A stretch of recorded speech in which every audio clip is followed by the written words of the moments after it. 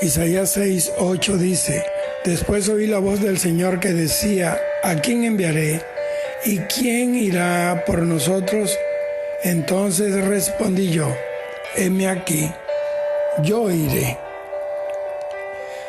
Para anunciar el Evangelio se necesita algo más que letras y títulos. Se necesita valentía. Para hacer brillar la verdad en medio de la mentira, se necesita valentía. Para derribar la tiranía, se necesita valentía. La predicación del Evangelio siempre será resistida por un mundo que ama lo suyo, pero que odia a Dios y al mensaje de la cruz. Jesús dijo en Mateo capítulo 24, versículo 9, entonces os entregarán a tribulación y os matarán, y seréis odiados de todas las naciones por causa de mi nombre. Esto quiere decir que dar la espalda en medio de la persecución es una deshonra a Cristo. Tratar de presentar un evangelio que no provoque críticas, odios y persecuciones es una manera clásica y diplomática de cobardía. Dios está con los valientes y los que son esforzados.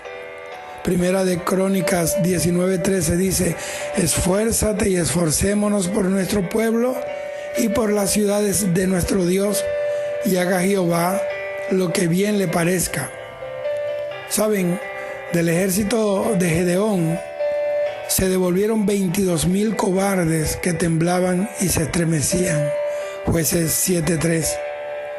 El valiente apóstol Pablo, él inspiró a los hermanos de su tiempo con sus padecimientos por causa de Cristo.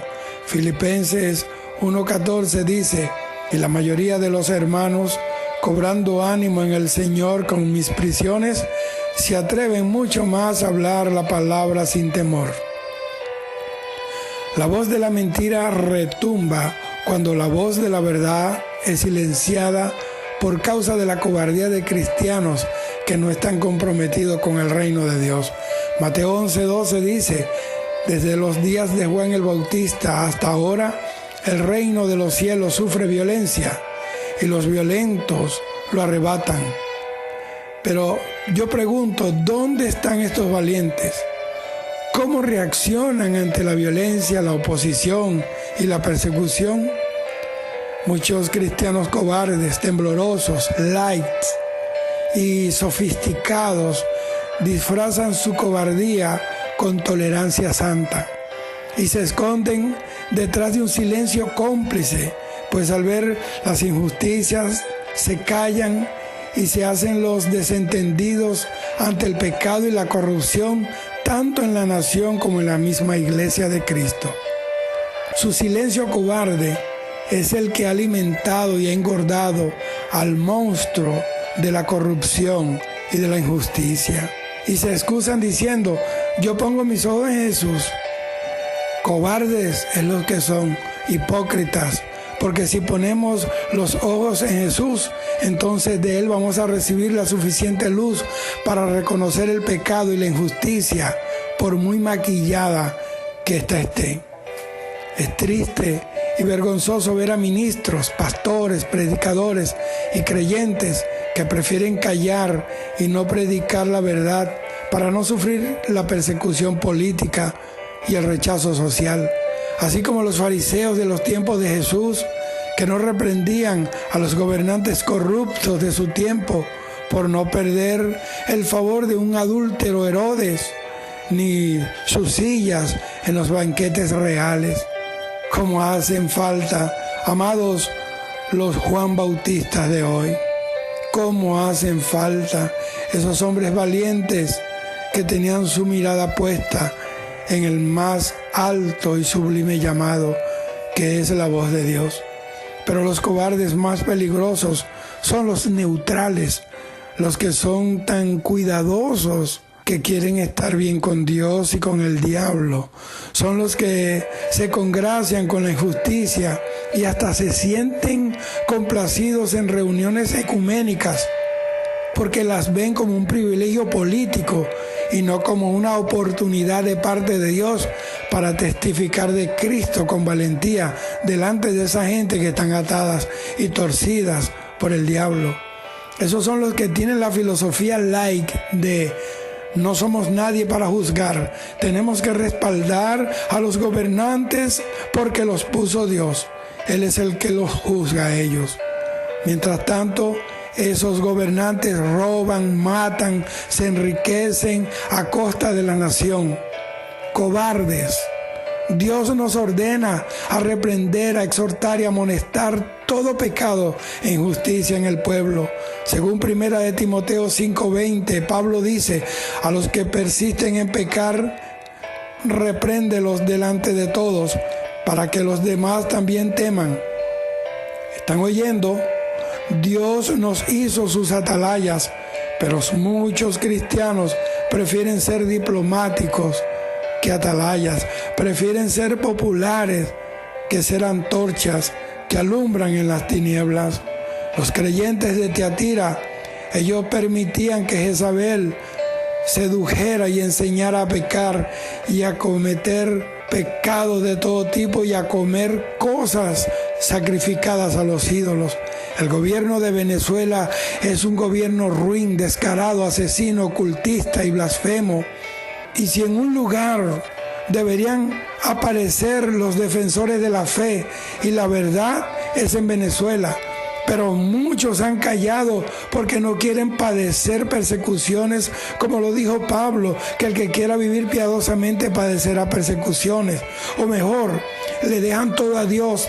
Son cobardes. Dios habla y actúa, pero es a través de una iglesia fiel, una iglesia viva, que tiene su corazón encendido por las llamas de la pasión apostólica. Oremos, amados, para que Dios levante una generación nueva de atalayas, hombres valientes y mujeres valientes que estén dispuestos a llevar el mensaje de Cristo con dignidad, sin importar el riesgo que esto tome o el precio que haya que pagar por ello. Apocalipsis 12:11 dice, y ellos le han vencido por medio de la sangre del Cordero y por la palabra del testimonio de ellos, y menospreciaron sus vidas hasta la muerte. Hay muchos Judas congraciados con este sistema corrupto de gobierno, este narcoestado de Venezuela, pero ellos y sus sistemas pasarán porque Dios los va a barrer como a estiércol en las calles, y luego solo los que fueron valientes estarán firmes para recibir los galardones. Los que se callaron serán sepultados por Dios y ya no serán. Muchos serán cortados y morirán, y de ellos no habrá ni memoria. Le quitará y les arrancará de raíz y no les dejará ni raíz ni rama. Como dice la palabra en Hechos capítulo 1 referente a Judas el traidor, tome otro su lugar. Dios está trayendo valientes a la iglesia de Venezuela para tomar lugar en la congregación y tomar el sitio de muchos cobardes que están de brazos cruzados mientras asesinan con balas y de hambre a nuestro pueblo de Venezuela. Pueblo de Venezuela, te habla un ministro del Evangelio con más de 30 años en el ministerio. La iglesia evangélica no es la iglesia ni del gobierno ni de la oposición. Somos la iglesia de Cristo. Somos una iglesia seria. Somos la iglesia venezolana que predica a Jesucristo y es enemiga del pecado, de la corrupción y sobre todo de este sistema ateo y comunista. No nos solidarizamos con quienes están matando a nuestra gente y la engañan desde los dos flancos, el gobierno y la oposición. Ninguno de los dos son buenos. Es como escoger entre la tuberculosis o la pulmonía. Ninguno de los dos son buenos. Ninguno de los dos son la alternativa final. Venezuela, solo Cristo puede sacarnos de este foso apestoso en el que estos dos grupos inicuos de impíos nos han metido. Clamemos a Dios, que es el único que puede ayudarnos, y te pido perdón por esos ministros prostitutos y vendidos a estos dos sistemas enemigos de Dios. En Venezuela hay un remanente fiel que ama la verdad y que ama su patria Venezuela. Dios te bendiga. Venezuela está a las puertas de una liberación gloriosa Y no tiene que ver con hombres, tiene que ver con la promesa, porque Dios ha depositado en Venezuela un potencial de gloria que traerá el avivamiento final, y ese avivamiento será el precedente, será la antesala al arrebatamiento de la iglesia. Dios te bendiga, Venezuela. Te amamos, nos amemos ahora como cristianos, como amigos, como hermanos. Venezuela nunca fue un país enemigo entre sí. Somos una iglesia y somos un país amigo, hermanos. Hasta hace poco caminábamos juntos sin ofendernos, sin tropezarnos. Vamos a recuperar nuestra amistad, la solidaridad y el amor que Dios quiere que brille en esta nación. Dios te bendiga.